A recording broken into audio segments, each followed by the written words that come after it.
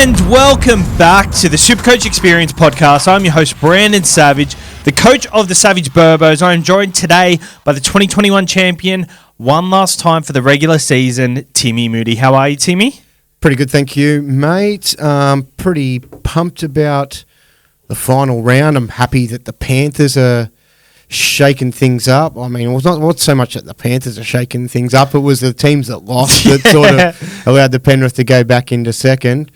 But yeah, that's sort of really a cool thing. It's made the journey seem a little easier now. For SuperCoach, I think this time of year we like to target the games where a lot of teams have nothing to play for, and I think that's where the biggest scores come from. And I think it's worked out that these teams are actually helping us SuperCoach-wise, because today we expected carnage for this round. A lot of people held on to trades just hoping for carnage. I mean, it's kind of got there. There's obviously a lot of players out, but A lot of injuries, yeah. There's a lot still there, which is you haven't looked at it personally. No. I was going to look at it live because I think round 27 is... Oh, you spilled a bit of drink there. Yeah, it's up the top. It's just sort of on the rim. I couldn't help myself while I was waiting for you. While you're finding a car parking spot, Struggling. I mean, just like your SuperCoach season, you struggled to find a spot. It really doesn't. Yeah. I ended up getting what I could though, just like my SuperCoach, and just like your women. That's right. All right. How'd you go on the weekend? Head-to-head finals. How'd you go? Yeah, I had the one head-to-head cashy that I was in. Didn't think I was going to win it. Got up. A lot of luck went my way. Nice. Yeah, so he had Tommy Turbo, which I was worried about, and Karaz that I was worried about.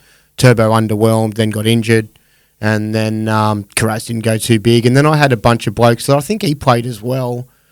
But my captain sort of got me over the line, just having Ponga as a variable there. But yeah, just like it was a big week. I had Tedesco as a difference to him. So that was my only ton. Nice. My only ton within our about 8 to 9 players that were unique. But we had a lot of common players that went off. With Garrick, 132. Dylan Brown, 162. Lomax, 125. And then Ponga with whatever half of 236 is on the run. I'm struggling with that. Maybe 117? 118. Oh, yeah, I should be able to get that. So downdated. I didn't even check after updates. What I was often on? don't check a lot of other scores outside The of later my games. own. The later games. Yeah. I think earlier games you're like, oh yeah, the updates have gone in. I'll see what they're like. But the later games I never check. So yeah, got that one up. Also faced Desi Creek in the former Champions League I assembled, which had I think 8 or 10 people in it. Flogged him. Which was fun. Because so you're the champion of champions. I'm champion of the first head-to-head. None of us were playing a head-to-head format, but it was just nice to get. I don't really care about any of those sorts of leagues. So it was just more of a fun thing. But yeah, I did have a lot of underwhelming scores. I had 1380. It was one of those weeks where it could have been massive because I had quite a few big ones. But Sammy Walker, unfortunate, 8 points. Dom Young, 31. Fafita's just been the last couple of weeks, particularly. Marju, 39. Yeah, Fafita, 41. So there was pretty bad ones, and then a lot of 50s and stuff. But yeah, I mean, I'm really keen to. I've got one trade up my sleeve, and nice. Yeah, the trade I made last week was Nico Hines, and that didn't go as well as what I would have liked. I mean, look, I didn't expect the world, being he's coming back from an injury. There was the reports that we seen that, Trinder was going to play the main playmaking role with no pressure on Nico to sort of, run the side. And it turned out that way. I actually read that thinking, that's the coach just taking pressure off Nico, and he'll probably still play the same game. But if he doesn't have a big one, that's just a bit of insurance to say, he wasn't going to have a big one, sort of thing. So I was still confident to go pretty well. Disallowed try was annoying. It would have been better. Try, yep. And then downdated from 61 to 47. 61 I would have taken, but yeah, 47 was... But yeah, last trade, I've got a few little in my mind, but I don't feel like I've got the guy that's the big, cooler of last year in my mix yet. I don't know. I've got a few names to throw up for the later in the podcast, but hopefully you've got some that you might be able to share with me considering you don't have the trade, but you might be willing to share it with your buddy if you've identified someone? There's a few that I'd be looking at for sure. Yeah. For myself, scored 1246. I was in one cash comp final and actually went down to 16 points.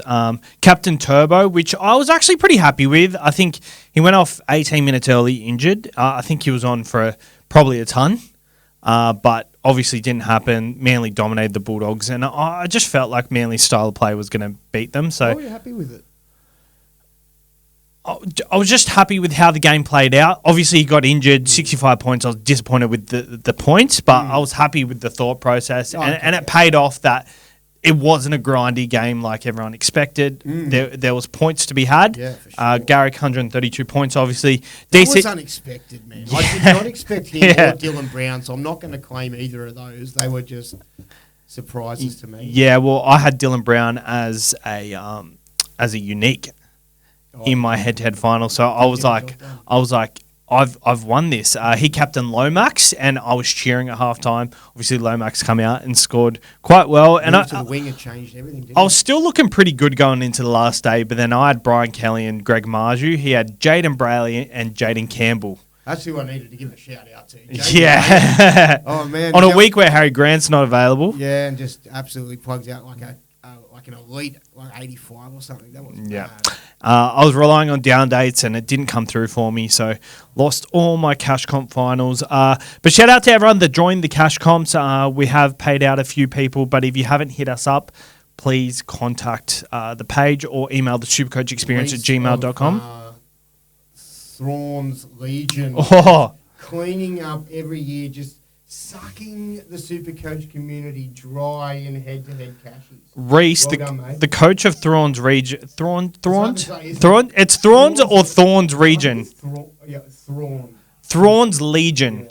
Yeah. He's up there in the rankings every year. Like I think I was ranked like 15th earlier in the year, and I was scrolling down a little bit to see the names in there. See his name in there. He was ranked like sixth. 2 years ago, he bought Matt Duffy in his side. I remember it so vividly. But Jake was actually running one of the cash comps that he was in, and I saw the inbox in between them, and it was like same bank details as last time. And they're just it's always the same people that win our comps. It's crazy. Like the amount of times I've paid out Curtis with a K. Shout out to him on Facebook. Jake paid him out for another cash comp. Funnily enough, Jake's actually one who wins a lot of them. So shout out to Jake. He won one as well. But if you want a cash comp, please head over to Supercoach Experience Instagram or email the supercoachexperience@gmail.com. All right. So round 27 is upon us. We'll go through team list live. Have you gone through them? I haven't seen anything of it. I've been driving here and trying to find parking. So excuse me for being uninformed. It is they have only dropped within the last 27 minutes. We will. We'll get your thoughts on it, and we'll try and find this year's cooler. That's exactly what we'll do. And also throughout today's episode, we're going to go through some reflect back on the year a little bit. We've got some key takeaways to go from through the year. We've got our awards ceremony next week. Jake will be here for that one. Awesome. And Jake will be roasting Jake's team on a separate podcast to go do that eventually. But going over the team list. The team lists are brought to you by picklebet.com.au. Heading into the finals, use Picklebet. They are the best number one betting agency in Australia. They're Australian owned. They're good blokes over there. So if you can have a punt, use Picklebet. Use the code TURBO. But make sure to know what you're really gambling with. For free and confidential support, call 1-800-858-858. The Broncos play the Storm at Suncorp Stadium on Thursday night, and Melbourne are back to full strength. The Broncos, Payne Haas is out. Ezra Mam is not back. Reece Walsh is on the extended. Selwyn Cobbo is in the centres, which means Corey Oates is on the wing. Supercoach-wise, they haven't been very relevant for this back half of the season. But for Melbourne, Fa'alongo gets named at fullback. Warbrick and Anderson on the wings. Meaney and Howarth in the centres. Munster and Hughes named. That's huge. Hughes owners. I think that's... I like these. I think Hughes is a very good one this week. Yeah, he was one of my I've got like in about 5 or 6 guys, but they don't feel like smoky, sneaky they're guys. Not potty enough, eh? And they don't necessarily need to be. I'm happy to take whatever points are on offer if they're the guy that's going to put up, 125 plus. I'll be happy with, but I'd love a cheeky 180 or something. For sure. Yeah. Harry Grant is back, and Eliasa Katoa is named on the edge. Timmy, I think Fa'alongo. Potentially. Yeah. Well, now you've got me going because I feel like the Storm had a loss last week after resting all their players, but the Storm still want to, Bellamy expected to take that win if you watch the pre-game interview. And, so I think it's not just so much about that. It's more the fact that they're getting ready for finals for next week, and I think they'll want to be clinical this week. The Broncos potentially, probably emotionally beat up from last week. Do they feel like they've got to have one final say and prove they're a good side for Kevy and let him go out with a little bit of respect? Maybe they do turn up a bit. Do they? But then again, I remember Selwyn Cobbo on a podcast a couple of years ago said Kevy wasn't a good coach. He's a good guy, but didn't sound overly enthusiastic about it. Yeah. I think there's a lot of disconnections within the club. And I think this is potentially a game to target. Like Jack Howarth, Nick Meaney, Herbie Farnworth played right centre last week and scored 174 points. Nick Meaney on that right edge goal kicking. I think there's a lot of opportunity to go a little pod option. I think there's more chance of the Broncos just rolling over and getting absolutely smashed than them turning up, especially after what we've seen last week. And obviously Payne Haas is out, so they've lost that, yeah. Well, he's not out. He was injured last week, but he played because their season was on the line. They did have a good game a couple of weeks back when he was out and sort of rallied and got a win. But yeah, that takes away from. I do like Fa'alogo. I think that's my guy. Yeah, well, he's already. Yeah, I know. I'm not getting triggered. I'm a bit trigger happy. I know, but I think he's my guy because I didn't look into it too deep because I thought there could be a bit of unexpected with team lists. So I didn't want to try and predict what was there. I just sort of thought of guys that probably more commonly owned that I might want to get a bit of, like all guys that I let go of, like Galvin. Thought, something like that. But he's not the upside guy. He's not the upside guy. So I think let's pencil Fa'alogo in, but with like dark, like I don't know the HB. We'll use HB. One of the darker ones. What we'll do at the end of the episode, we'll rank them, and we lack heavily to get SuperCoach clips out on our socials. We'll make sure we get a clippable type stuff on the end. So you've got Fa'alongo. Yep. Meaney. Should we put Meaney and Howarth in there? He does kick the goals too, yeah. But no, I'm off. Nah, he's a centre. I think I'll take Fa'alogo. There's too much. He's got way too much tackle busting individual. I'm not going to compete him with Fa'alogo. Yep. That's fair. And I guess back to the Broncos. The Broncos are officially out of the 8 contention. There's no way they can get in. I think I heard Kevy say on the way out, we can still make finals. I don't know whether I've had to watch it a couple of times. I swear he said it. But yeah. On our NRL show last week, we were both saying how funny it was that he said they're still going to make finals even though they were relying on other results to get in. And it's funny, by the time they played the Dolphins, they were in the box seat to be in that position. Yeah. All they need to do was win and they were in. Him and Wayne were both watching it in the shed. You could see him watching the TV and the result of the previous game. Oh, really? Yeah. I was at my daughter's birthday party at the weekend, so I didn't get to Happy birthday to her. Yeah, she turned 3. This time 3 years ago, it was your week. This is a... Shout out to Bryce's boys, 180 lead at the moment. He's in at first. Big week for him. I think it might be a bit different. 180 might be exactly. Might be around that. But I don't want to. Thought let's get it. It could be more. It could be more. I think it's more. Let me have a look. So Bryce's boys, Blake. I'm not sure if he's got a trade left. We haven't been updated. Don't think he does. He might have used it last week. Yeah. But I don't think it's the end of the world where he's at. I think he's in a pretty nice spot. Especially with the limited carnage that's happened. If you haven't gone over team lists, then you're probably listening to this after 8:30 on a Tuesday. If you haven't gone over team lists, then go over team lists. It's not that bad. All right. SuperCoach wasn't loading, by the way. But shout out to Bryce's boys. We'll get his score up later. And okay. We'll talk some tactics, have a look at his team. Yeah. All right, next game, 6 p.m. on the Friday night. And this is what I wanted to talk to you about before. The Broncos, they're one of the only teams that are officially out. This 6 p.m. Friday game, the Spoon Bowl, this will be high intensity. And the of its own variety, because I think they can both they both don't want last, right? And it's a big thing. Neither of them want last, especially Para, who are a proud club. They don't want the spoon. And for the Tigers, who are, back-to-back, will this be their three-peat? And we've got the balls in front, if you haven't seen. So they don't want it as well. But I think it could be they might want a more chance their attack than work on the gritty elements of their game. It'll be a high-scoring game, in my opinion. The Parramatta have been really good the last few weeks. Yeah. I felt like they have been trying to disrupt other sort of teams' hopes in prior weeks and stuff. Yeah. They knocked St. George out last week. St. George were close, though. But I guess the big one here is... at the end, they were never really close, but... No. Yeah. Heath Mason named at fullback, Galvin and Caesar in the halves.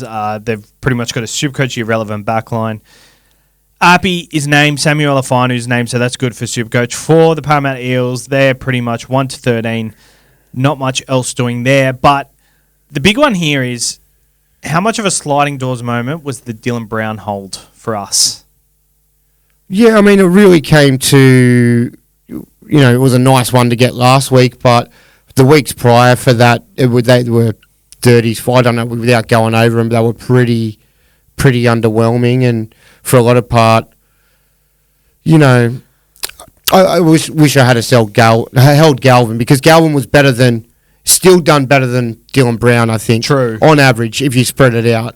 And when you're playing him as well, too. There's a lot to factor in. The thing is with Dylan Brown, I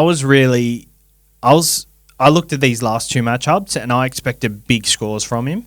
Yeah. And if he comes over the line with a big score here, then I think it's a win. It's a win hold for overall wise. If I was concentrating on cash comps only, then I don't know if he was probably the best guy to have, because maybe another 5-8 could have got me over the line. Yeah. But so the week I decided to hold on to him and was thinking about selling him was round 23. He went into playing Penrith, which I thought, he's good for 60s. He scored 54 in that game, which you'll take. But 2 weeks after, 36 and 40. They're pretty underwhelming. It's a bit disappointing. 36 and 40, but you take 30 from his 160, put that on one of his scores, 66. Take another 30, that's 70, and then 100. From an overall point of view, 100%. Yeah. But I mean, because I was also playing in head-to-head finals and stuff, it was a double decision. Galvin would have been a perfect person to hold rather than Dylan Brown. But mad to get that score last week. It was mad. I'm very excited this week. Lockie Galvin, I'm not sure if he has that massive 100 score like Dylan Brown did last week. And I didn't think Dylan Brown had that, to be honest. But just for some reason, I've been looking at this matchup and thinking, I need to captain Lockie Galvin here. Yeah, I've seen you had your little C on him earlier in your photos and stuff. I can't, obviously Tedesco versus the Rabbitohs is probably a big captain option, but I don't know. I'm just feeling like this is a kind of big balls last move that. Not a great deal to lose. I just think they'll throw the ball around. It's at Campbelltown. And I think he might want to go out with a bang too. He's had that little week off and a rest, and want everyone to remember his debut season. Jeez, he's just watching him play. You just and hearing his name, it's like this name's just going to be in our ear. Oh, for sure. Year after year after year. Cleary, Munster, Ponga, Trebojevic, Tedesco, Galvin. Yeah. All right. The 8 o'clock game on Friday night. The Roosters play the Rabbitohs. Dry Gray at fullback, Munro and Gagai on the wings. Cody Walker at 5'8". Supercoach wise, Tallis Duncan named at lock. Davey Moali named at front row, but it's funny. Tallis Duncan's named at number 8. Yeah, I've got that. In lock. Weird one. And for the Roosters, they're not resting anyone, but with Sam Walker out, Sandon Smith comes in. Connor Watson goes to hooker, and Nafahu White goes to lock. Sitili Tupanua on the edge. Angus Crichton's named, and they haven't rested anyone. Joseph Suoli'i's back. I think Joseph Suoli'i could be one of the guys. To Goal put into kicking. that, yeah. Goal kicking in that side. Maybe Sandon Smith. Not Sandon for me. He probably does kick, does he? I don't know. They both kick. Joe Suoli'i would kick. Over him? Okay. Yeah. Angus Crichton was another one that I don't have that I kind of... You're like, do I get him? Yeah, he could have a big one. But then again, could get a rest. I don't feel like Fa'alogo is going to get a rest. I don't know. Depends. Yeah, I don't know. I feel like I'm pretty locked into Fa'alogo for the upside. I think early doors. this game, if a lot of people are saying that this could be a close game because the Rabbitohs get up for this game. I don't think it is. Round 2 this year, the Roosters put a number on them. And I think that the Roosters get out to a lead. I think the issue is, do they rest mid-game? Rest after 50, 60 minutes. We obviously saw with the injuries last week, there was massive implications on that. But I'm leaning towards, like if I had trades, I don't think this is the matchup to target, but out of any matchup this weekend, they're the only top 4, top 8 side versus a bottom 4 side. With the sort of hatred of these two clubs, it'd be interesting if they just kind of did really go at it, with that sort of vibe. You can imagine more carnage for the Roosters if it's a real beat up of a game. You know what I mean? Like you'd think these are the sorts of games that it can happen. Like if Latrell was there, where you just sort of, back smashed in line. Yeah, those sorts of things where we could get a bit wild. But I don't know. I don't want to jinx it, but a lot of people are writing off the Roosters after all their injuries, and they're coming off a loss. Maybe they just put a score on them, and maybe I'm not writing them off. I think they can manage it pretty well. Hey. Oh, I think the Roosters win easily. I mean, just for the finals too. I think they can manage. Oh, yeah, I think they're it hurts their chances. They're less of a chance, but they're still a good chance. Their roster is still good. I guess with the Lockie Galvin captain, that means I'll be passing on Tedesco. I think I've probably got a VC Tedesco. Yeah, you want to have maybe something. Or VC Galvin, captain Tedesco. Yeah. All right, 3 p.m. on Saturday, the Dragons play the Raiders. Both teams have nothing to play for, although if the Dolphins and Newcastle draw and Canberra win, Canberra in. I was trying to look for a thing like that, and I didn't think there was a thing like that. Is there a thing like that? There is a thing like that. So if the Dolphins and the Knights draw, they go to 29. One of them will be on 29. Yeah. So that means that the winner of the Dragons of the Raiders goes in. So the winner of this game goes in if there's a draw, which is, unlikely but possible. It's unlikely, but it's not as unlikely as you would think it is because it's going to be close. They're not going to want to get the other team over. I don't know. Crazy things have happened. Especially with the way it's set up too. Yeah, if it's just that sort of you score, we score sort of game, it's tight, it's gritty, then it does go to extra time, and the people they've got as kickers may not be even like renowned as that sort of icy as think of them. Fogarty's in his 30s, only kicked 1 field goal in his career. I'm talking about the other two teams that have to draw. Oh, right. Which would be the Dolphins and Newcastle. Or maybe they'll just get penalised for blockers anyway. Yeah, probably are. But yeah, that'd be exciting. Tyrell Sloan coming off a 150 last week. Do you think he could potentially be the cooler? I think he's already had his big score, and Canberra have been so good the last 2 weeks. Yeah, I think that's a little bit chasing last week's. For him to replicate that and double it 2 weeks in a row, I feel like is sort of slim chance, but maybe he's in a bit of good touch, and maybe if that's someone that you're eyeing off and you are into him, he look good. Yeah, for sure. But not for me. I think I'd much rather Fa'alogo. Yeah, I think Fa'alogo is a good one. With the team list... I hate this on a Thursday night it's done with. Yeah, there's not much popping out with me here. Ethan Strange is named at 5'8". I think, if anything, the Raiders could put a number on the Dragons. Ethan Strange I like. I think he's got upside. He's got tackle bust ability. I think he's one that I'd be quite keen on, but I don't know. I still like Fa'alogo, even Meany better. Yeah, and my gut feels like that the Raiders will win this just based on the way they've won the last 2 weeks. So against sort of good sides, Penrith and the Roosters. Even though they can't make it, they sort of still have, I think they knew their destiny last week, but it still turned up. Yep. And I think that's a Ricky Stewart sort of side. Yeah, for sure. To just, even though we don't win, we'll finish ninth. We'll finish the best we can, and set up for next year. Whereas I feel like the Dragons might be the type of side that it would have got to them last week, not being, because they were in the hunt, and that's maybe emotional. It was theirs to have, and they had an easy draw the last 2 weeks. Much winnable games, but they cooked it. Jacob Little returns for those who bought him and didn't massively bought in last week, and Connor Mulhausen came in and scored 91 points in his place, which is frustrating for them. 63 tackles. So a lot of people did trade him in our premium group chat, the Canoe Crew. And Connor Mulhausen, the actual replacement for Little, wasn't even in the conversation. So it's funny how things work, but I think this week it's very frustrating for Supercoach because it was the week they needed Little to perform, and it didn't happen. Probably the week when they bought him too. Most people, yeah. All right, 5:30 Saturday, the Cowboys play the Bulldogs at a core or at the SFS. Yeah, the core. Yep. Stephen Crichton returns. And Bronson Sherry is out with a 1 week suspension. Matt Burton is out. Supercoach-wise, that is massive implications. Drew Hutchison in at the halves. They're coming off a loss. Gerald Skelton is on the wing. Will play right wing,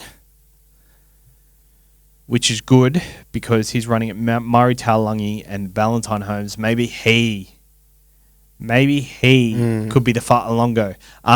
I think he's got potential for sure. Yeah, but looking Cows are leaky. Geez, they were compared, they were playing a weak Storm side last week, and that was a real opportunity to sort of and let 30 points in still to almost lost B grade Storm side. I do think this game will have much more intensity. Either side is playing for a home final. They both can still play a home final if Manly lose on the Sunday, but the winner is guaranteed a home final. So I think it'll be high intensity. I'm not expecting a massive 150 score from this game. Yeah, maybe. You never know. I feel like it's like with Val Holmes. He always does it in games you least expect. It's true. And the games that you kind of count on him and think he's going to have a big one, it doesn't happen. So, yeah, who knows? And then, there's potential of guys like Karaz and... Well, he's running at Stephen Crichton, who is defensively the best centre in the comp. So I wouldn't expect much from Val Holmes. Yeah. But as you said, when you least expect it, it happens. So I guess we'll see. Maybe Stephen Crichton is one running at Val Holmes. Yeah, he's had his moments, hasn't he? Yep. He might goal kick with Matt Burton out of the side. Toby Sexton kicked in Matt Burton's place last week, but Stephen Crichton was out with suspension. So there's a chance. Crichton's a good goalkeeper. Yeah, he was always getting a good go at Penrith when Cleary was out. Yeah, I'm actually surprised he didn't goal kick this year, to be honest. The Mighty Panthers, 7:30 p.m. The last game at Penrith Stadium. Well, the second last game because it looks like they've locked up a home final, especially if they win this one. Dylan Edwards named at fullback. Taruva and To'o on the wings. Alamotti and Tago in the centres. Schneider and Luai in the front. Scott Sorensen is back. Liam Martin is back. Isaiah Yeo still there. They're pretty much getting back to full strength. No Nathan Cleary. I know we said last week that he's coming back earlier than everyone expected. I now think that was intended on next week. So it was no exclusive news. And that's why I take it with a grain of salt. Yep. Your scoop, not mine. Yeah, that was my scoop. But it's transparent. The only scoops I have are Neapolitan. What flavour? I'm weird. I usually probably go the white and the strawberry and leave the chocolate, which is a lot of people usually do the other way. I'm actually very similar. I'm very similar. Alamotti, I've got a flag in this. Sorry, yeah. Do you remember The Simpsons? Yeah. He had like 30 tubs of Neapolitan. Only ate the chocolate. Yeah. I just think of that all the time. Alamotti, talk to me. Well, okay, here's the thing. So I would feel very guilty buying him because there was a bloke on Twitter that sort of just started following me and his name's Shred. So shout out to Shred if you're listening, and I apologise. He asked me to rank a couple of players for his for his draft. You know, and Alamighty was amongst it, and Cobbo was one of the others. And I went in pretty strong with Cobbo. And, yeah, the thing that held me back, I knew the matchup was good and Alamighty was kicking, but I was just sort of just held off by the fact that McLean had some underwhelming scores in that spot and wasn't too sure, you know, with Jerome, how much he was going to give that ball and how much he'd tuck in. So, yeah, they went. I didn't look at Cobbo's score. I just watched the game and saw he went poorly and didn't even want to look at it. So, yeah, I would feel kind of guilty bringing him in, especially if he... Nah, just do it, bro. No, but he's definitely in the mix of the 5, but I think I probably favour Farlogo still, but Alamighty's fun because I'll be at that game. Yep. I'm going to go to this. Oh, you're going? Yeah. Saturday, 7th of September, 7 p.m, 7:30 p.m. Which is awkward because it's my mum's birthday, but we'll get some breakfast done in the morning and we'll do dinner the night after. Ooh. Nice. It's the last home. Are you from Tasmania? Am I from Tasmania? Yeah. No, where's this going? no reason. For the Titans, Alamighty is running at Beau Fermor, who's been put into the centres. So Brian Kelly's on that left edge. And I actually don't mind Brian Kelly in this matchup because Isaac Tungo has been terrible defensively. But Alamighty running out that Fermor edge. I think Alamighty with his size, and he will be goal kicking since Edwards is still under that injury cloud potentially. I like Alamighty, but it does make me nervous that Beau Fermor's probably the best defensive edge in that side, and he's not playing it. Oh, Chris Randall's a great defensive edge, but he doesn't play much edge. I don't know. I just think that's the only thing that worries me. I think the matchup for Fa'alongo is everywhere kind of thing. Nick Meaney is a lot better than... I think I like Fa'alogo, and I won't feel guilty. And I think Penrith will be wanting to put in a big performance. Yeah. So I'm a bit torn, but this is also another... I think Storm are too, so it's much hand. Yeah. This is also another matchup where Penrith are top 4 and the Titans are not a top 8 side, and they're far from it, so they could just roll over defensively. Yeah. All right. First 2 p.m. game, 4 Pines Park. The Sharks play the Manly Sea Eagles, and Tommy Turbo is out for 1 week. Clayton Fululalo is on the wing. Talato Kula is at fullback. Could Kula be this year's Kula? Oh, bro. Against the Sharkies, maybe not. Sharkies coming off a loss. I think this will be tight. This will be very similar to the... Wouldn't that be funny, though, if he was the guy that just went and did it again? Everyone else was trying to find the other Kula. And I'm right here. And there is Kula at fullback. Yeah. I just think this matchup with the Sharks coming off a loss at home against the Warriors, I think it'll be a lot closer. I think Manly's record against the Sharks is very good, so I'll be tipping Manly. Should be a good game. I think it'll be... I think I don't know. Like I kind of would think that Turbo in this game, Manly win. And I just think it'll be a bit even. I know that the Sharks are higher up on the ladder, but I just kind of think of the two sides and where they're at. With attack and stuff. Clayton Fululalo is playing his first game on the wing for the NRL, so with Ronaldo Mulitalo running at him.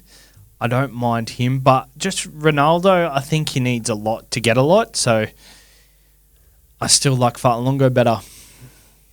Yeah, me too. Nico Hines is there at 7.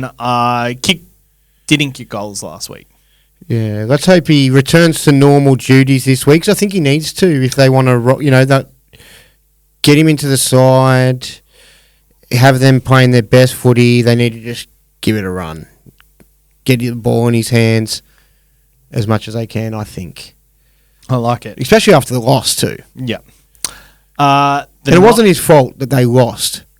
No. No, I'm not pointing to you saying that you blame, but I feel like other people out there might be going... Yeah, like Nico, you're not a big game player. I think it's just Sean Johnson made them win.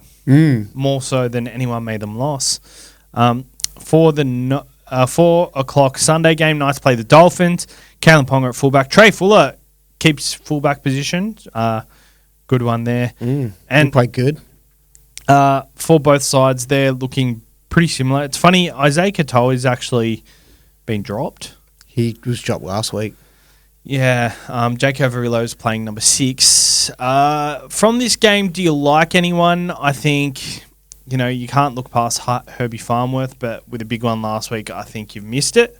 Yeah. I think you want to get the guy that was a real sort of, we kind of should have identified him, not to maybe buy or whatever, but at least to we were talking about clubs going to their new club against old clubs. Players playing their old club. Him and Azarko, and they both sort of enjoyed a little day out there, didn't they? They did. Especially Farnworth.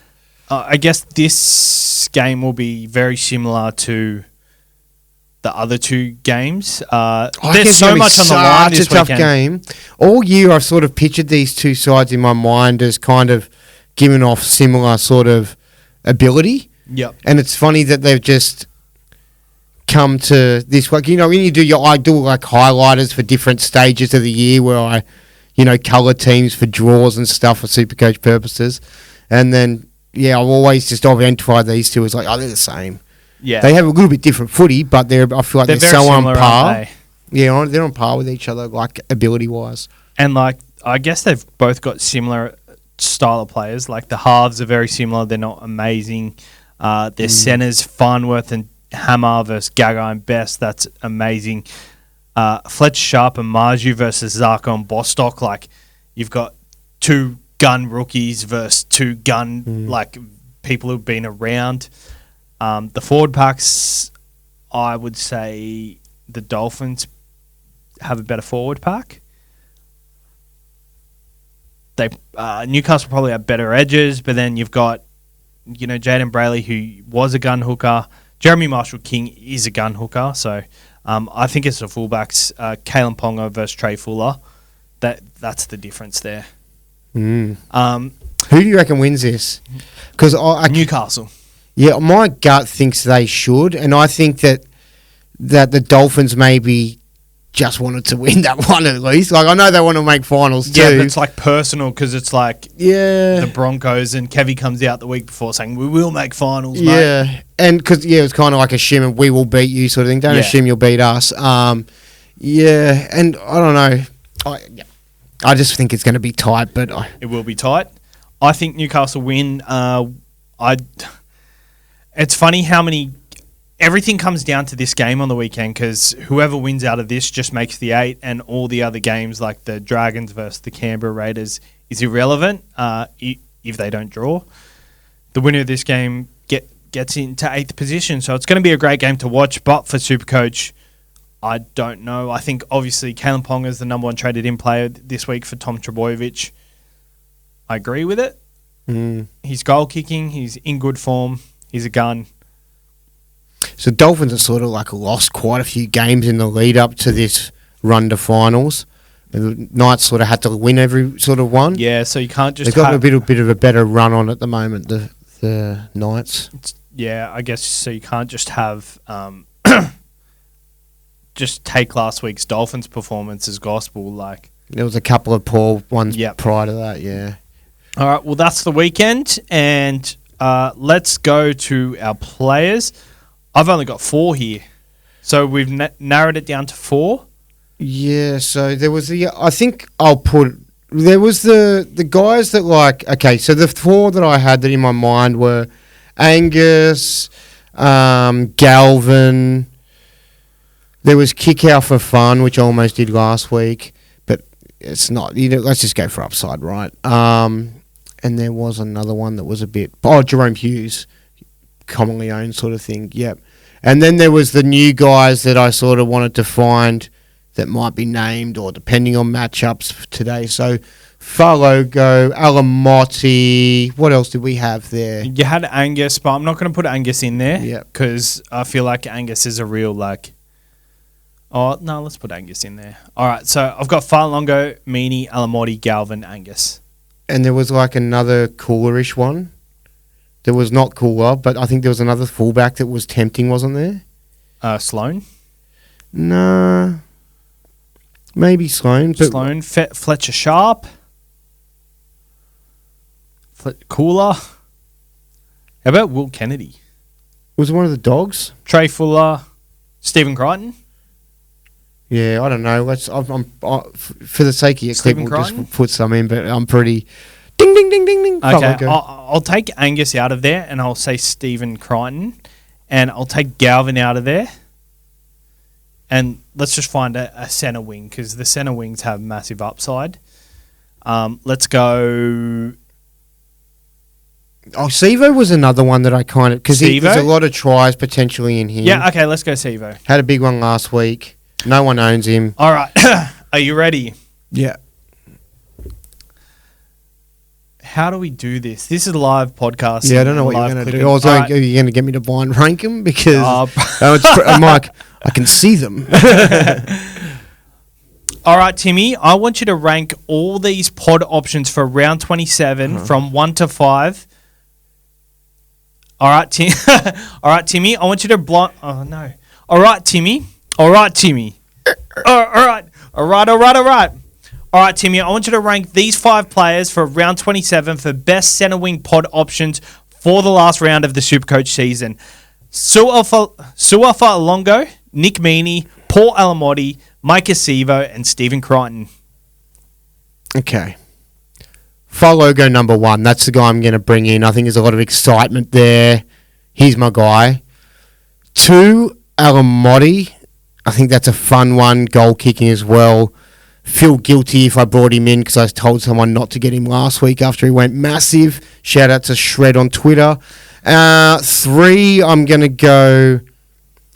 It was Meaney, Sevo, and Crichton. Sevo next. I think could be 3 tries potentially there in that Tigers game for him. Then I'll go Meaney, Crichton last, 5th. Yeah, you happy with that order? I'm pretty happy with that. I like it. Very good options there. I hope I'm right because I'm buying Logo. Yep. Yeah. I'm going to ride Farlongo with you. And Farlongo... It's exciting. Tipping point?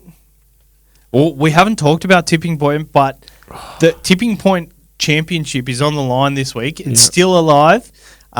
It was looking like you were going to claw some points back, but then Adam Vanor-Blake updated to over 70, and you tried to get me on a technicality saying the 70 on the Instagram post looked like a 78. Looks a lot like a 78. A few people tried to get you over the line, but we'll talk about tipping points shortly. But we have some topics to go over. The SuperCoach season has obviously come to an end. So if you are listening, you're probably listening for an entertainment purpose. So firstly, I 100% thank you so much. You're amazing. Next week, we're doing our award show. But this is kind of kicking off the award show a little bit early. I want you to say your most defining moment of the year. I think every year you look back on a season and think, what is the most defining point of the year? I've actually got 4 different defining moments of the year because I think there wasn't a massive one that really defined the season this year. But I've got 4. I want you to kick it off. For mine, it was the round 23 decision of picking up either Ponga or Turbo. Turbo would have been a late purchase where other people had got on him weeks prior and taken some good scores. And I think anyone who was going with Ponga already made their mind up a few weeks prior to round 23 that they were going Ponga. But then once that decision came to reality of like, oh, I'm getting Ponga now, I was like, maybe do I just get Turbo? Yeah. Which I should have done. Which he'd already pumped out a 120 and a 170. Which I should have done because I would have got better scores and I've still got a trade. So I could deal with that now for people going, but Turbo's out. He's not going to play this week. It actually would have been nice to move a fullback on. Yeah. So that also involved, had I picked up Turbo, I would have had to have sold Jaden Campbell, which meant I would have been able to keep Galvin, which there was a big swing in those scores as well. So for me, I haven't done the maths because I'm not good at it, and then it's confusing. Don't do that. But looking at where I'm at and how far away I am from top 1,000, so I think I'll probably be in top 1,000. I would finish in the top 1,000. I'm currently 2,668. You've been there all year, just about. I jumped up about 900 spots this week. So I did have a real poor week last week and then bounced back this week. And there wasn't much there. No one's really moved around much in the long recent while, I guess. Is that why you asked if you look like nearly every other player that scored well in my tied this weekend? Did you say you asked the group chat if you look like Dylan Brown? Is that what you did this week? Yeah, I think so, yeah. Yeah. Yeah. Oh, no, it wouldn't have been because you don't have Dylan Brown. Yeah, oh, you do? Yeah. Yeah, but I'm 107 points from 2,000th and it's only 332 points from 1,000. So I just reckon then that 332 between Turbo and what Galvin did, I reckon it's... Yeah. If I'm not already there, then I'd probably pounce with this week with a trade left. Yep. And yeah, but that's certainly for me. That's the biggest thing. That there's probably a lot of other crappier decisions I made that accumulated to get me to that point of round 23. But that was a real big one, defining yourself. So you've got a few up your sleeve. I do, yeah. So I guess this is for my side. Applicable to others, I'm sure. This first one, but I think it was a defining point in the moment. Round 8, Hines scored 160. A lot of people didn't have at that point, or they'd sold him by that point, and a lot of people didn't captain. The round before, he scored 142, and a lot of people were thinking, oh, do we get him in this week? Do we captain him? And I think missing a captaincy score like that, you look back on that and you're like, that's a missed opportunity. So you had that or you didn't have that? I'm a bit confused. I didn't have that. Oh, yeah. Turbo was one of the most captain players that week, and he scored 55 points. Ah, yeah. Okay. So I think that was a 105 point swing, which I think, looking back, 105 points, you can easily make it up. But I think just at that point in the season, making up the early ground is so crucial. Round 5, this is specifically for my side. Getting in Scott Drinkwater and captaining him for 144 points. We will go over that when we do a season review, but that took me into the top 100 that week. And the same week, Reece Robson scored 117, which starting with him really defined my season. The start of the season seems like so long ago. Yep. And then the last one, this isn't specifically for my side, but the round 5 game, Roosters versus the Dogs. The rainy Friday night, Dom Young gets sent off for negative 15 points. He was a pod option at that point of the year. And Teddy goes off for 4 points with the HIA. He started the season hot, and a lot of people got him in. Very low scores there. I think that it took a lot of ground to make up to come back from that. I copped Liam Henry. I copped those two in that week, and Liam Henry with a negative score in the same week. That was the worst week, eh? There was some real tragedies over the season. Oh, that was actually the week I went on the infamous date where I forgot the girl's name. Yeah. And I remember it all playing out when a lot of it was going down. Good that you can remember all these details from back then, but you couldn't remember her name at the time. I can remember things by what footy game was happening at the time. It's funny. And it's funny because, Sheridan found the scorecard in my car, and she was like, who's Bonnie?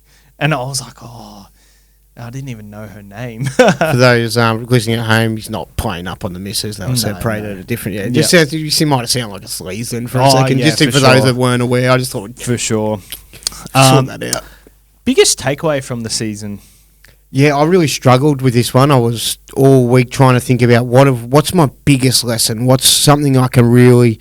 There's lots of little things, but it's not like it's like, there's this... Something that jumps out to you. Yeah, so for me, I think there's lots of little things like just knowing when to change gears and when to pull the brakes up a bit. Wow. He's done a few farts on the podcast, but they never come up on the mic, and I've only ever heard them.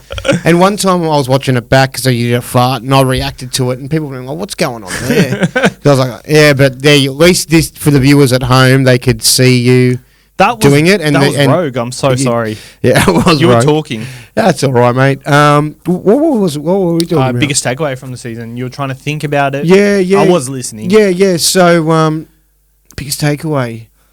Yeah, changing gears at different times and putting the brakes on. So I've got to go hard at different periods. I've got to identify, it's all right to go hard and feel good about it and not feel guilty about trading aggressively.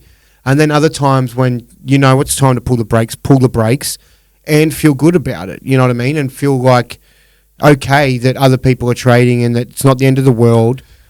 So for me, it's like, because I'm big on saving trades and making sure I've got them in the back end. I'd rather not, put myself in a great position and then not have to be able to maximise on it. Like the year I won, I just probably wouldn't be here now. I'd be in a padded room, just sort of trying to calculate the scores and all that sort of stuff still from games and stuff. But yeah, so I don't know. I think I just need to. So I'm too Scroogey at times, but then last year I went too aggressive towards the back end and sort of went the other way and just ran out of trades and was just a bit ruthless and reckless, I should say, not ruthless, reckless. So yeah, it's about pulling at the right times, and I think I probably need to. I think I want to start well. I think starting well is very important for me. The year I won, I started well. I started terribly last year and did terribly. I started pretty bad this year, and I've poured it back, and I've not done that bad at 2,200, but it's not where I want to be. So if I could just start kind of that, early 1,000 sort of bracket, ideally do it without having to burn trades. Just start with a great side and, not feel like you have to get every cheapie. Get the ones you think, oh, yeah, these guys are going to make some money, but not just every little guy that, But then, yeah, at some point, yeah, just got to be smart with it all, I guess. I think my takes are very similar. My notes here are trade hard, pull back. That's the change gears and change brakes, gears. Yeah. So trade hard early on. I think early on is such a key time to get a differential within sides. So like I traded hard early on, and I've been in the top 100 all year because of that. And I haven't looked back. And I think do you know what? Too sorry to interrupt you, but you could have if you could still apply that strategy, because we were at the same trades at one point at the midpoint of the season, even toward the back end. It's hard though, because you're trying to in that spot strive to bang bang bang, but you can still save those trades along the way. I agree. And like I think you make a good point with like feeling okay with going hard. I think you've got to identify the periods where you are going hard. And I think throughout the year, I knew I was going hard at certain points when I know I didn't need to. Like I boosted 5 weeks in a row from the start of the season. Like the first 5 rounds I boosted. And I look back at them, yeah, there were some dumb trades, but I don't regret it because I think it got me to where I was. And I think it's the weeks following where I made dumb trades. Fullback rotation is in my notes here. I think I've got to be more calculated with that. I think it's a thing. Yeah, it's a thing. But yeah, because I think there's an element of my sell too that I didn't add in it, but got to have a little bit more trust in the keepers we've got. Not that you can't sell them, but guys where you're like, I've brought this guy in, I've looked at him from previous histories of what he can do and what he does, and even what he's doing now, he's going all right. But then he has maybe a bit of a slump. Got to maybe be a bit patient with him. If they've got a couple of tough games, find a way to maybe not play him or something, but to just get rid of them altogether. I know there's an opportunity then if they're a 700k player and they've got a three round tough game, and then maybe they go into a bye. You're like, well, flick him. Maybe it's with those. You got to just find, is this the guy that we let go of, or is it? Yeah, I think Balholm's a perfect example. A lot of people sold him through the Origin period because they look at the back end of the season and think, oh, it's not a great draw, like it's not a perfect draw, but like he's come out and scored 3 tons since the last bye, 145-point performance, and he's been the best centre wing pretty much to end the year. I think we've definitely got to trust these guys based on draw. I get players like Azarko, like you look at him in the back end of the season. I don't think we've missed out on his scores not having him. So I think you've got to be real careful with.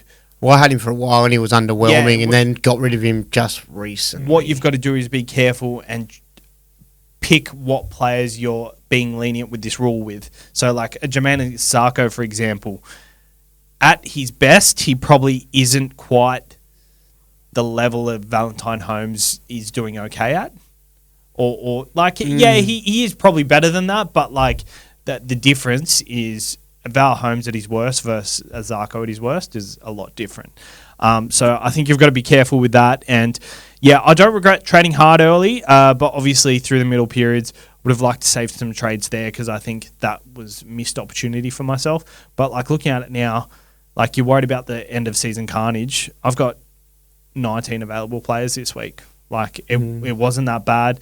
And I've harped on about it early on. It wasn't that bad for me early on. I just think at this point, I think we need to not just for next year go, oh, it'll be sweet. Last year was fine, because the draw could have gone a lot differently. Where for sure. Depending on last week's results, the last couple of weeks' results, there could have been 3 to 4, even more sides resting, week, mass resting. Yeah. I 100% agree. If they weren't playing for home finals, or there was so many different factors where nearly everyone's got a little bit of something in it. Yeah, I 100% agree. I feel like I've run out of trades pretty early on most years, and I've been okay at this point.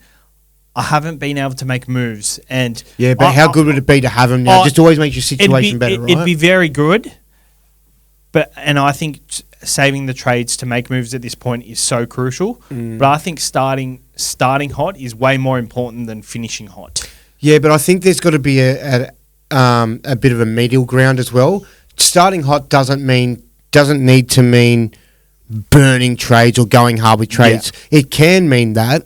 It can mean, because that is probably the best and easiest way to get a good head start on bringing bigger players in and generating more cash quickly and stuff like that. But ideally, if you can score well, score as well as the guys that are ripping through these trades, without having to do that, but just it's a lot easier said than done. But picking the right sit v starts every week there's so many points lost in that, and just little things like getting a certain position right. Maybe like if we lost points for me at prop this year, I think I did.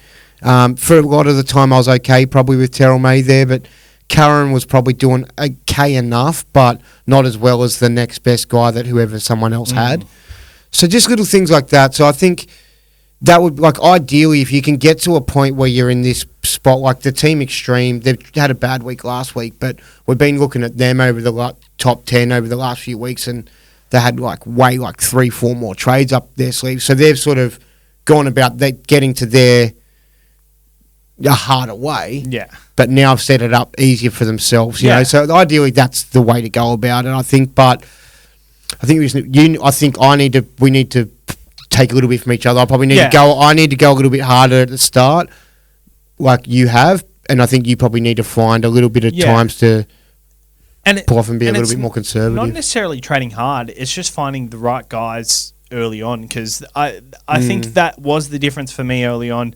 Was having Valentine Holmes early, was having Reece Robson, was having the fullbacks at the right time. Like I started with Latrell and Teddy this year. Everyone else started with Ponga and Turbo.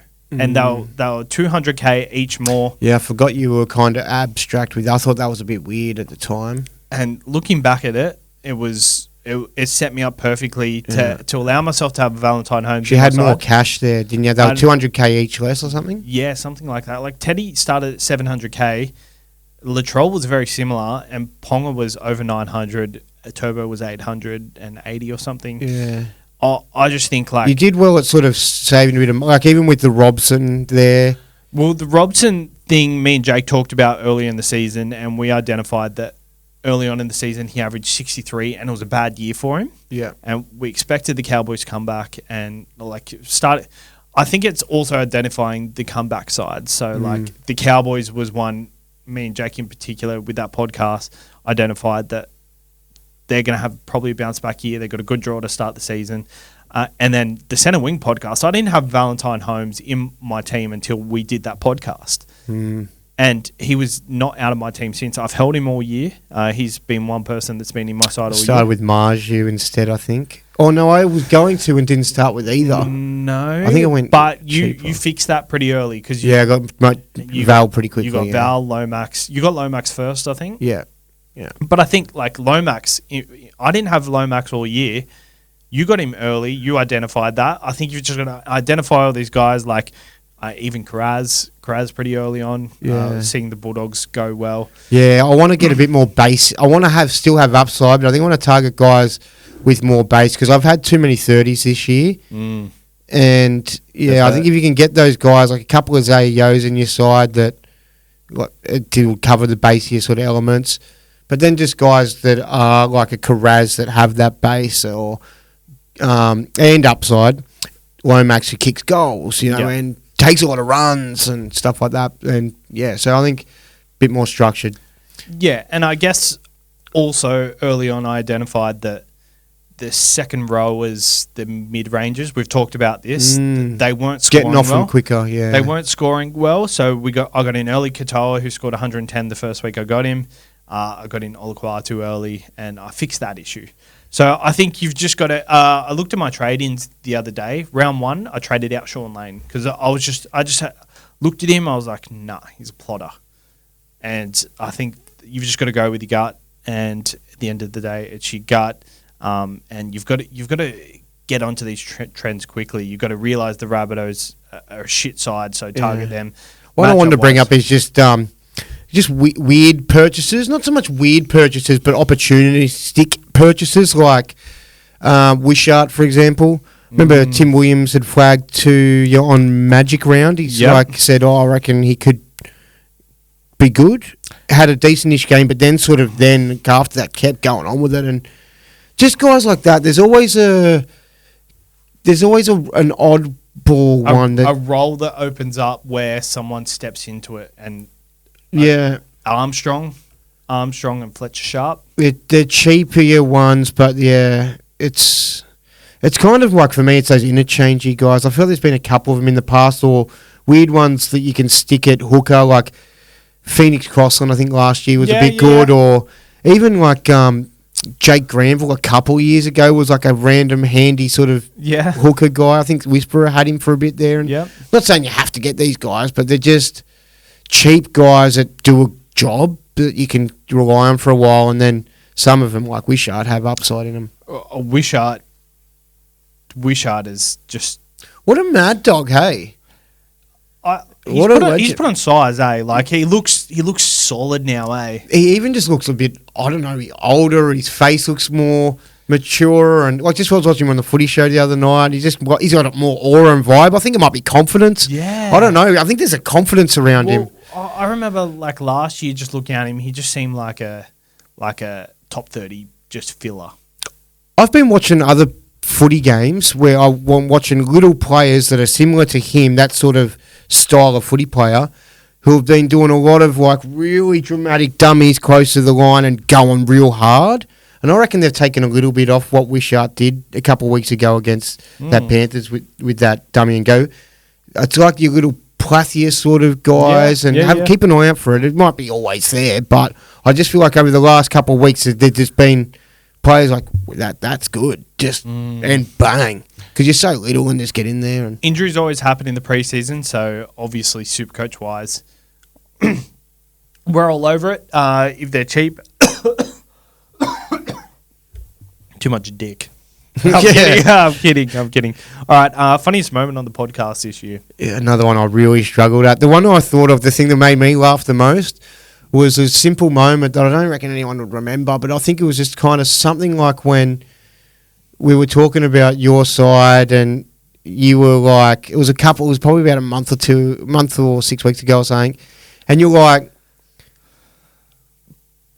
you weren't confident in your side, but you were trying to be confident in it, like, kind of. And then we both kind of just laughed at how we both knew that there was a vulnerability and weakness in your side that week, but you actually went on and scored pretty well. I think it was a bye round. Yep. Yeah, but that for me was a funny moment just because the way you were trying to sell that, and then we both had a bit of a shared a laugh. I think it was more of a inside joke than anything. But I'm sure there's other things that a lot of people can point out, like Danny from the premium chat. He always points out the funny moments on the podcast, and I'm sure he could come up with one randomly. I've got a few here. I think the introduction of Tipping Point has brought out some funny moments. There's no moment in particular, but the competitive nature between us, like I feel like on the podcast we've really helped ourselves, or we come here, we help each other, we try and get to a conclusion on what we're going to do for the week. Yep. And it's more a therapy session rather than, I'm going to beat you or whatever. And I feel like the tipping point has really brought out like a competitive nature in us, and I think there's been a lot of funny moments. Only there. ever since there's been this freaking punishment, man. Well, there's got to be, otherwise there's no punishment. I think I just chose a crap punishment. I was trying to do something that wasn't going to mentally scar me, and just went for a physical thing. But yeah, we'll get there very shortly. And I think our argument versus Lockie Galvin, Jaden Campbell, the Jerome Hughes to Cherry Evans trade, I think that was pretty funny. And it was funny looking back on the funny looking back on the comments and everyone just giving it to me for being arrogant in that situation. Was that week? Was it? I was so confident with my trade and I was so happy with it. But looking back, you were right, Timmy. You were right. There you go. And he's named this week Jerome Hughes, so you were right. All right, tipping point. So we got 2 each. Yeah. The score is now 21-18. So have I always been? I thought it was 2 gaps off. I thought it was 2 points off. It was 19-16. Yeah, so you're 3 points off. Shit. So you're 3 points off. The score is 21-18. Okay, yeah, I accept that. A 3-1 score still gets me over, so you need to win 4-0. 3-1 would make it... Yeah, I was thinking that there was a scenario where 3-1 would make it a draw and I had to clean sweep. Yeah, when you think about it, it takes you to 21, but the extra point takes me to 22. Yeah, I'm terrible at maths. I don't carry the 1. Okay, so that's really... Okay, so in that circumstance... I'd like to make a suggestion that where there's 2, right? So okay, I'm willing. I can't get any points for this week, but I debate you for the line. So if you get 4, you win. If you get 3, it's a draw. Wouldn't it be a loss? What do you mean? So if I get 3, because you can't get any points. Because I can't get any points. But but then with your draw, then we both don't want to be doing our punishment. Yeah, true. So right. I'll take the situation as it is. I've got to get a clean sweep. Yep. But what I propose is that I set the lines. What do you mean set the lines? I just set where we start the line at. Oh, okay, yeah, that's fine. Which is not a genuine line. We're starting our starting point. Have you chosen anyone yet? No, I thought that I didn't want to prep you because I thought if I ask who they're going to be, you're going to know them and we'll both be prepared. Yep. And I didn't want you to be prepared, so... I think Fartlongo's got to be one. Yep. Galvin?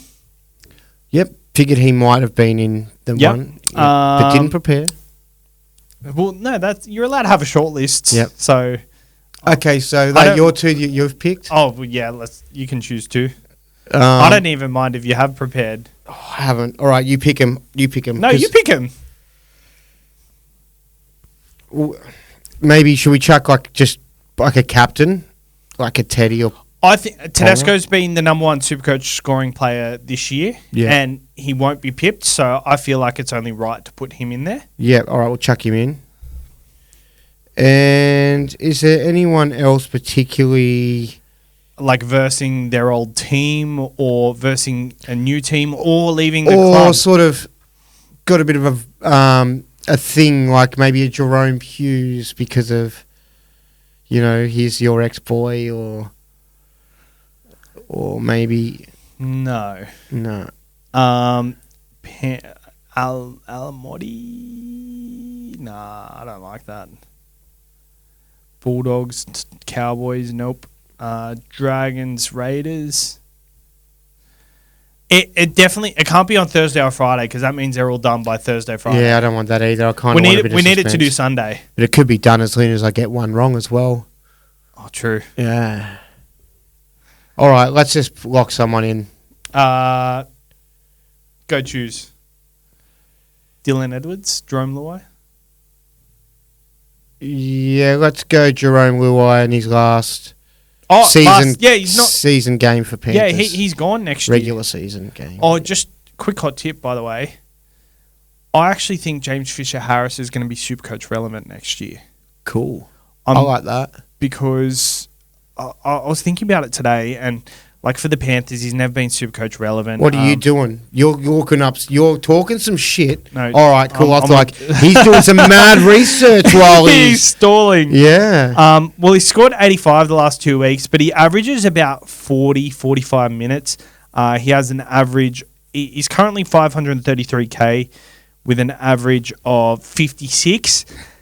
I think he steps into that Fanua Blake role and goes to 60 minutes, which is 15 minutes.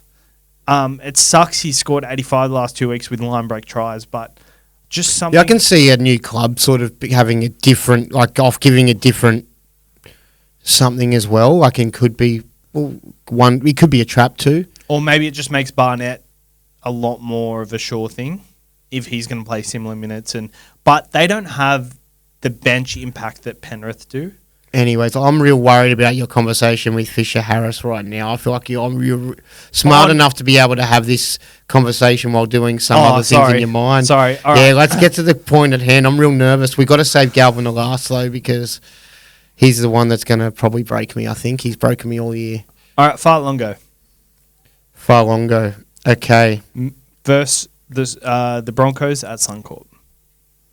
I'll set the line at 200. I'll go below 200 and I'll go 150. I'll go 100 under 150 and go under 145.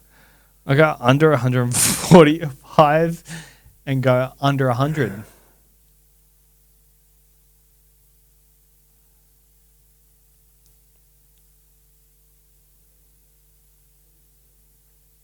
I'll go over 100. I don't know whether I should have pushed you. You were jumping a bit. My strategy was to try and mix it up with a different line and bring it downwards. Yeah, you really got me. Sorry, I've got a few up my sleeve. I was like, I don't know how I can beat you otherwise, but I've got to, Right. my lines. James Tedesco. I reckon you've pushed me to 100 a lot sooner, and I would have considered taking over earlier. And I think if we. Yeah, I don't know. Yeah, the it's Thursday confusing. night game. It's confusing. I wish I'd just pushed you one little bit more, but I got. Yeah, I could. Whatever. You would have got me too. All right, that's the one I've got to get right then, and I've got to get better with you here. Oh, we'll double down, trade him in. I am. Oh, nice. Yeah. All right, James Tedesco. James Tedesco coming up against the Bunnies. Let's set the line at.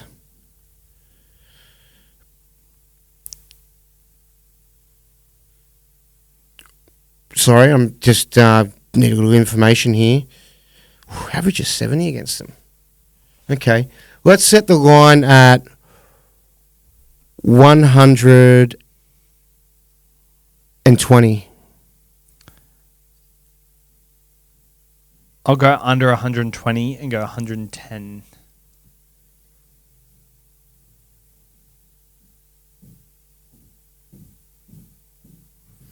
Can we look at the bench? Is there any potential resting? They probably couldn't they? Could bring him off late, put Manu there. If there's a resting, that's a sucky thing. That's a risky factor that one of us could get lucky.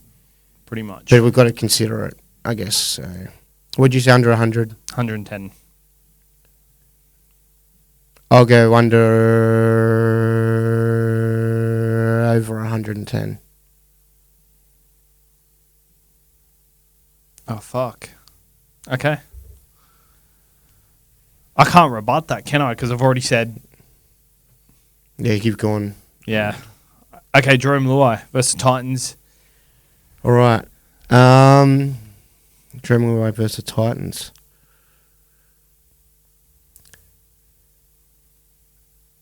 Who's the fourth one? Galvin. Okay. So let's for Jerome Luai set the line at 200.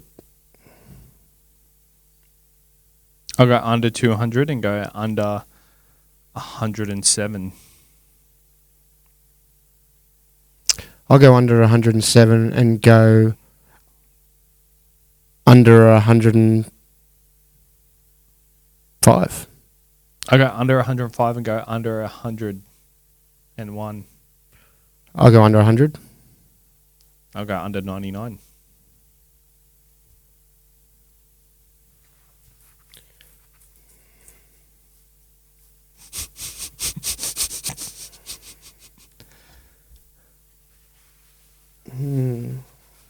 I'm going to go under 99 and go to under 96.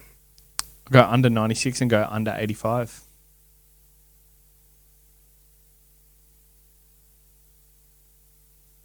Let's go, Romy.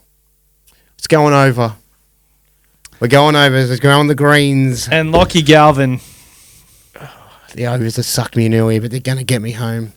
Lockie Galvin. We will set the line for Lockie Galvin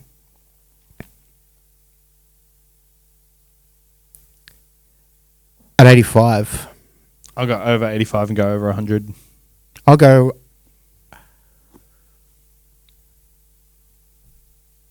What do you got? What do you got, Punk? Yeah, he's coming back from Mass one last game. Yeah, versus Para. Spoon Bowl. I'll go over for sure, yeah. I'll go over. And I'll go over 100. I'll go over 120. I don't even say a number. I'll go under. Okay. That's mad. That's mad. I've got that one. Oh, well. Supercoach Gods, it's up to you. What do you want? The Kofusi? It's funny because your hair's like greyest at on the sides and back. I've been letting it go because I knew that I have to get it. It's been like a 4-week punishment because I would have got a haircut a while back. Oh, wow. Yeah, so... But the stipulations are... I said 2 weeks, right? I'll have it for. Yeah, you didn't. So I'll have it for 2 podcasts. I'll present. To be fair, you don't need it for 2. You can have it for 1. Like you can literally get it on. Shave it the next day. Yeah. All right, sweet. I'm happy with that too. I was like, I'll have it for 1 podcast and 10 up for the next podcast. That's like 1 week rather than 2 weeks. Yeah, like there's no point of you doing it for 2 weeks. Like, what are you going to say? Oh, yeah, someone laughed at me in the street. Oh, that's good content. Yeah, no, I always thought you were going to fucking give me a bigger punishment for like cheating the punishment or something. You've just got to have it and like you have to walk around in public for a bit to One get day. it. All right, and trade, you getting Falungo. Who are you trading out? He's available at centre wing, isn't he? Yeah. So it's between McLean or Burbo's on the bench, so I might he could be an AE. I would probably just sell Burbo. Get a free loop. Yeah, I can afford it. I've got like 414k in the bank. Oh, nice. I'm making no trades this week. I think my side's just too good to trade. Fafita's out, by the way, since we didn't touch on that. Oh. Yeah, Fafita's gone for season-ending ankle surgery or some shit. Oh, I skipped over that on the team list. Yeah. Yeah. Captains. Haven't done my little captain video yet. Gonna be doing that tomorrow, so I'm not 100% sure. Probably will change once I've done a bit more deeper research into those. But I feel like it's a tough one because I'm not really into Ponga very much against the Finns. I feel like that's a finals game. Yep. It'll probably go well. Yep. But I feel like it could be just an 80 or 90. You know what I mean? Like gets a couple of attacking stats, but doesn't really slam it done. And then Teddy against, probably need to have something on that. But again, I'm just not feeling overly confident. There's something around the Roosters just being hit with injuries and just probably trying to need to just get through to the finals. You know what I mean? A part of that, do they rest him? So don't feel overly confident in that as well. Vice captain Farlogo, probably, because I'm bringing him in, it's fun. Probably captain Teddy, but I'd like to find something else, like maybe like Lomax. But I think there's like I can't really think of the draw. Like there's no Penrith matchup looks nice, but I don't really have any Panthers at all. Yeah. There's not any match like the Spoon Bowl's a good matchup. They're all tough matchups. Like the Knights versus Dolphins, that's for 8th. Yep. Manly versus Cronulla, that's going to be a tough one. Now, but you don't want to be picking Manly guys too much against Sharks, I don't think. And I don't feel overly confident in picking Sharks players just in general for my captains. I think I'm not going to be cute. I'm going to vice captain Galvin, captain Tedesco. This is a week I really wanted to target like someone completely different, but there's no matchups to do it. Galvin in the spoon bowl, I think the footy's going to be thrown around, and Tedesco playing a bottom 8 side. If I had someone like, if I had a Penrith player, or I had, if you had Jerome Luai for people playing at home, would you do him? I don't think he has a ceiling. I know he does, but I probably wouldn't. Let's hope he goes over. What do I say? 85. Yeah, cool. 85. I'd be going, like, if Edwards was good, I'd go Edwards. Yeah, I honestly don't know who's going to be the biggest scorer this week. Like, just think about who's going to be the biggest scorer this week. I know this is giving me a headache having to try to do this video now because there's going to be a 150 scorer this week, and I don't know where it's going to come from. I don't know. Yeah, okay. So Teddy's the safe guy, I think, and then find a couple of random. I ones. actually think Jerome Hughes is a really good shout. I think if you've got Nick Meaney is a good one. Good vice captain. I wouldn't want to lock him in as a captain. I'd definitely be vice captaining Fatalongo if I was you. Eli Katoa is someone I'd consider running at their weak edge. Could have a big one. Could get like a 120 in a real big game, but it just feels like it's. Well, running at Josh Rogers, who defensively isn't known for his defense, and then on that edge, I'm pretty sure they got a new edge. So Jordan Ricky plays right. They've got Jaden Hunt on the left there. So they've got 2 rookies in there. I like Jerome Hughes and Eli Katoa. I don't know. Aaron, is it? What's his name? What was Rogers? It's not Aaron Rodgers, is it? Josh Rogers. Josh Rogers. Yeah, Aaron Rodgers, that gridiron guy. I don't know enough about Josh Rogers to say whether he is or not a. I just assume that he's in and out of first grade, that defence is probably an issue. There's not many reserve graders that come in and their defence is brilliant. Yeah, well, don't feel confident in captains, which I think is really exciting. It's because that does mean that there's opportunity for. Hey. Remember when I won, I was telling everyone, oh, you have to captain Turbo. If you don't captain Turbo, you're going to drop your rank and just hold your rank, you know? Yeah. There's none of that this week. It's kind of like throw it at wherever. Dom Young? Maybe, but just feel a bit turned off from last week. Yeah, but that's when they always But that's only because of... That's when they always bounce back. He's running at Ty Munro. Oh, I feel like that's a pretty good... Like, body shape versus body shape. You know what I mean? Like, Ty Munro should maybe be able to cover him sometimes.